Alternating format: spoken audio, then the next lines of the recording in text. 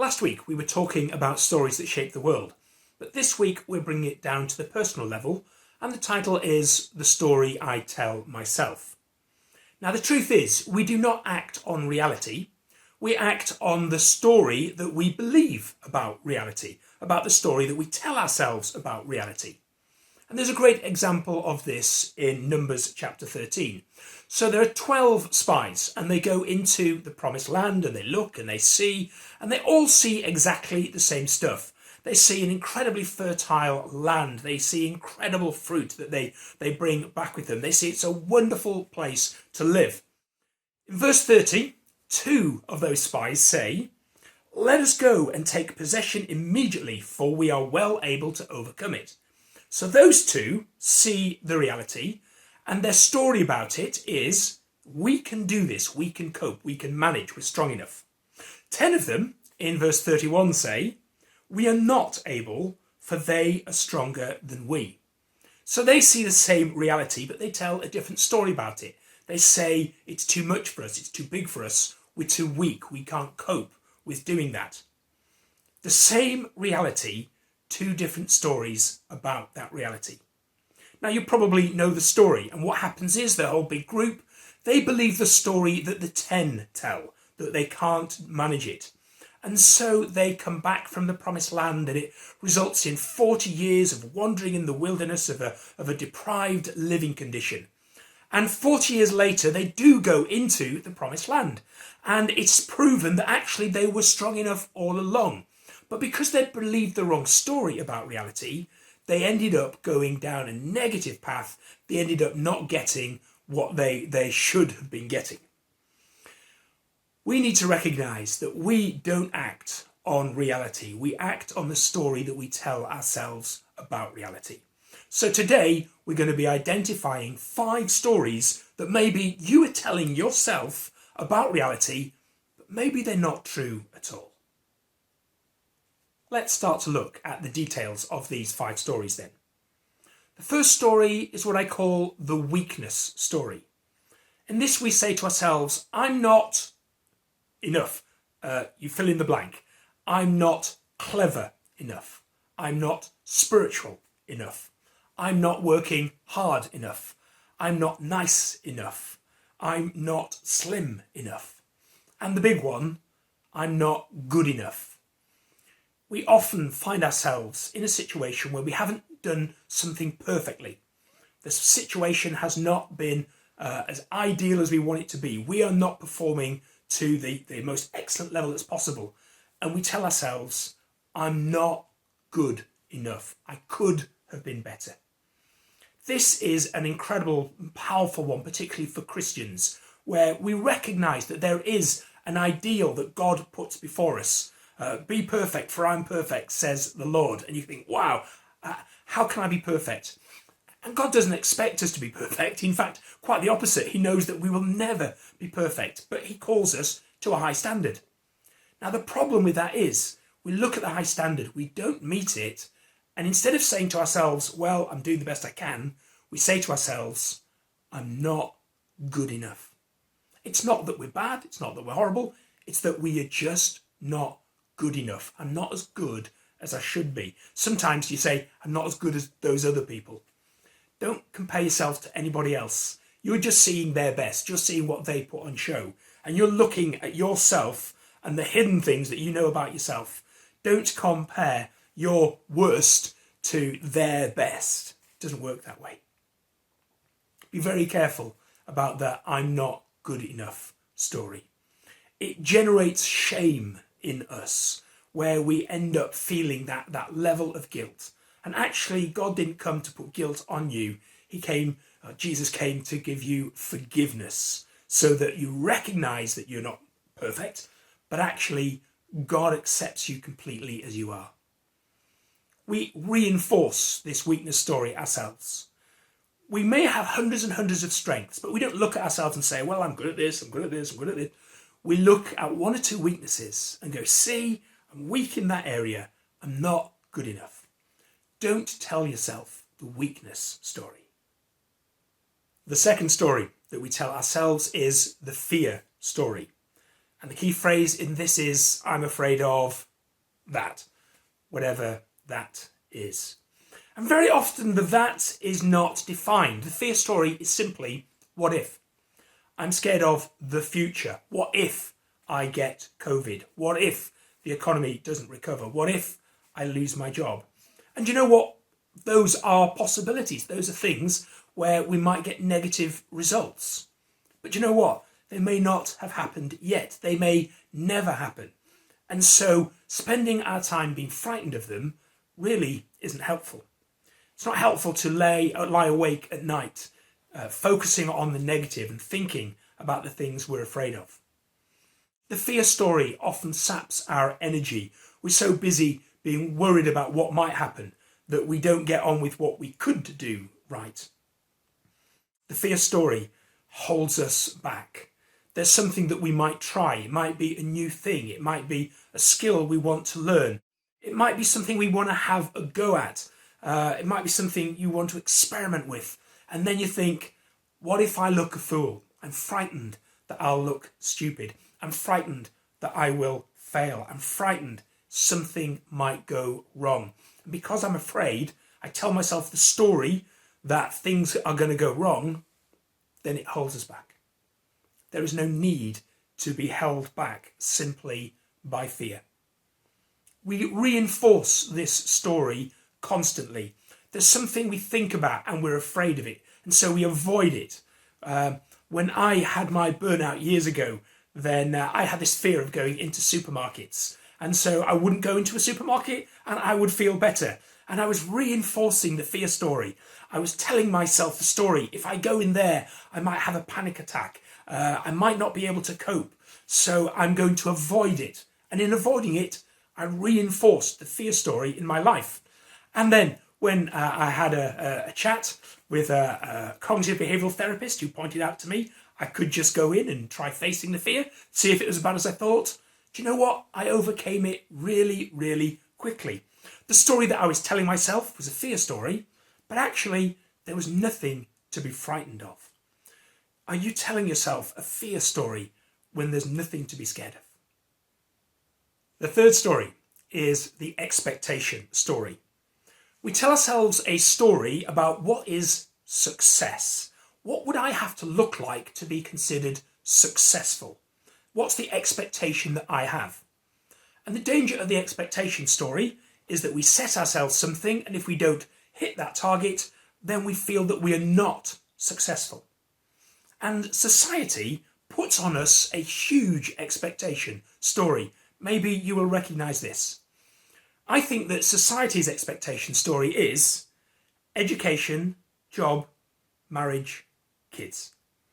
The expectation that you go to school and you get a good education, and especially if you go to university. And if you do that, you will get a good job.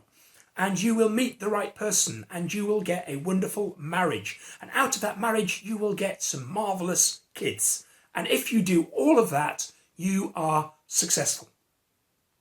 And of course, that expectation story can go wrong at every turn. You might not do very well at school. Or you might do well at school. You know, I did well at school. I went on to university. I got a degree. And yet, I have no theology qualification. I'm a pastor of a church, and I've done loads and loads of study. I know loads about the Bible, but I've got no qualifications. And if I meet someone who's like got a master of theology or a doctorate of missional theology or something like that, I immediately feel inferior. I immediately feel that I'm not successful because of that story that I've told myself about having that highest level of education. Job. We might not get a job as good as we want. We might get a job that we love, and then we might get made redundant. That's particularly true at the moment. There are a lot of job losses because of COVID. So the expectation story can go wrong at the job level. Marriage. We hope to find the right person, and sometimes we don't, and we end up single. And there's that expectation, well, you failed. You're single. You have not succeeded in relationships. Or maybe we do get married and the relationship goes wrong and that marriage fails. Maybe our fault, maybe not our fault. But either way, we tell ourselves we're no longer successful. Society tells us maybe You're no longer successful. You have not achieved the correct expectation of marriage. And kids. I haven't got any kids. So am I a failure? Well, that might be the way the expectation story works for me. Or we have kids and then they go off the rails and do something terrible that we regret. And maybe people judge us over our kids. So there's a place for the expectation story to go wrong there. The expectation story is an incredible pressure on every person. And of course, it's really not true. We reinforce the story because we look at those areas and we might be successful in 3 or even all of those areas, and yet still find some aspect where we're not as successful as someone else. And so we keep raising our expectations and then killing ourselves with the pressure because we can't meet the expectations that we set ourselves. Be careful of the expectation story. Also, those are not the only levels of success. They may not even be indicators of success. You might achieve all kinds of incredible, wonderful things. It just doesn't happen to be education, job, marriage, kids. So if you are succeeding in an area, don't tell yourself that because you failed on society's expectations that you're not a success, because you can be. Story number 4 is the trapped story. And the key phrase here is, I can't escape, so why do I even try? And we might feel trapped by many, many things. So let's consider a few. We might feel trapped by addiction. That might be an addiction to a substance, or it might be an addiction to a behaviour, some destructive habit that we can't break. We feel trapped. We tried to break that habit in the past, but we haven't been able to, so we feel trapped. We might be trapped in a relationship where things have gone badly, badly wrong, and we are suffering, maybe a little, maybe a lot, and we feel trapped in that relationship. We think that there is no way forward. We may feel trapped in a specific circumstance, a specific situation. It might be a financial thing, for example. And we can't see any way out. So we think there is no way out. We feel trapped. And often we get trapped by the past. There might be an experience that we went through, something that happened in our past, and we've never been able to get over it. Something so traumatic that it has scarred us for life, and we just can't get past it. It might be something to do with your past upbringing, the stories that have been told about you, the things you've been told, and you can't seem to break free of those. It might be some kind of prejudice against the person that you are, and because you're experiencing that prejudice, you feel trapped in that situation. And this story very often gets reinforced because we make an attempt to break free of that situation that we're trapped in, and we fail. And that might happen a few times. It might happen a lot of times. And every time we try and break free and we fail, the trapped story is reinforced. And we find ourselves saying again, I can't escape, so I'm not even going to bother trying anymore. I'm just going to find a coping strategy. I'm just going to get through the best way that I can. The truth is, there are ways forward in these situations. You cannot change the past. I would never pretend that you can. But actually, this whole series is called Changing the Story. I'm going to be talking more practicalities next week as well. But I want you to understand that even if you haven't broken free of an addiction in the past, maybe you didn't get the right kind of help. Maybe you didn't get the right kind of support. Maybe if you can't break free of an abusive relationship, again, it's because you didn't get the help, the support, maybe even the teaching. Maybe you've even been told that if you're suffering abuse, you should stay with the person anyway. Well, we could have a conversation about the rights and wrongs of that attitude. Maybe you're in a situation and you can't see that way of escape. But you know what? There are often organisations or people that you can talk to who can show you routes of escape. I will always remember someone who came into our food bank once, and they were literally in tears, and they had just come to get a couple of days worth of food because they had a mountain of debt, tens of thousands of pounds of debt. And they spoke to our debt counsellor, who explained to them about the bankruptcy procedures and how it's not easy.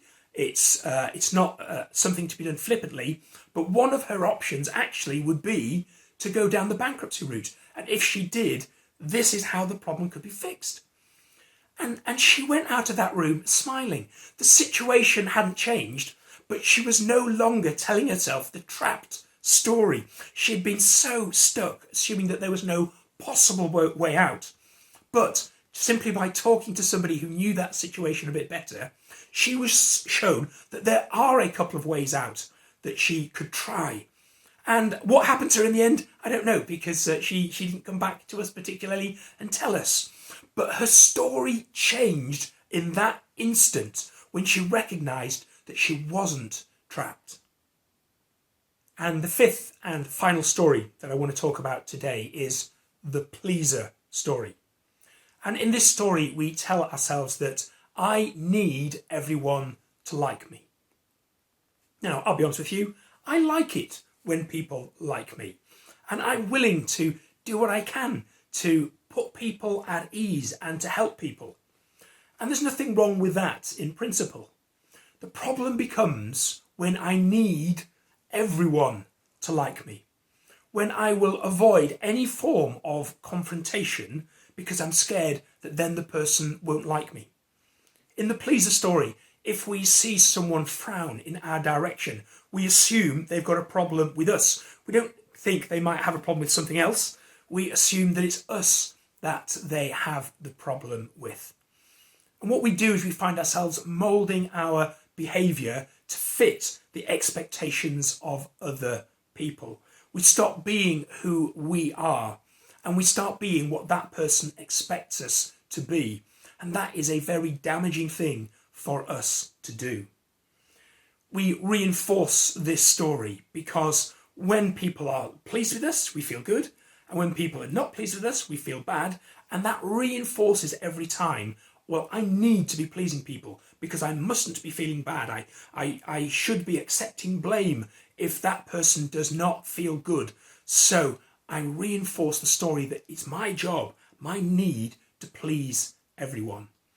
You might find you fall into that role in a work situation or into a family situation where anything that you want, anything that might be about your way of doing things is completely ignored by people, and you just let it happen every single time because you want to please everyone.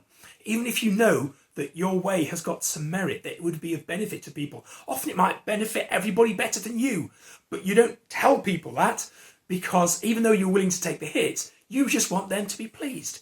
And someone comes up with an idea or a way of doing things that's going to make things worse, but you don't tell them because you want them to be pleased with you. So you simply go along with what they're saying. As Christians, this is a very, very powerful story that we tell ourselves, that we need people to like us. But if you look at what Jesus did, Jesus acted to try and help everybody. But no way did everybody like him all the time. And he wouldn't change who he was. He wouldn't change the reality and the truth that he spoke about just so that people would be pleased with him. Romans 12:8 says, "Live at peace with everyone, if it is possible, as far as it depends on you." And we look at that first bit, live at peace with everybody. And we say, there you go, I've got to live at peace with everyone. But the second half of the verse says, if it is possible and as far as it depends on you. Sometimes it's not going to be possible to live at peace with everybody. We've got to remind ourselves, that's okay. I don't need to please everyone. So there are 5 stories that we often tell ourselves. And there are others, but I wonder if you see yourself in any of those 5 that I've mentioned. The weakness story. Do you see yourself as too weak? You're not strong enough, good enough, clever enough, slim enough, nice enough. Is that you? Do you see yourself in the fear story, that you're finding yourself anxious and afraid of things? Do you see yourself in the expectation story, that you keep thinking of yourself as a failure because you don't match up to either your own expectations or the expectations of others? Are you part of the trapped story, feeling that you can never escape? Or are you in the pleaser story, where you're only happy if everybody around you is being pleased by what you're doing? You can see where all of these 5 stories come from. If you find yourself experiencing, telling yourself these stories, reinforcing these stories, I get that. I understand that. I'm there as well. I'm not saying this, claiming that I've worked out the answers to all of this. But we will talk about some practicalities next week that will help us.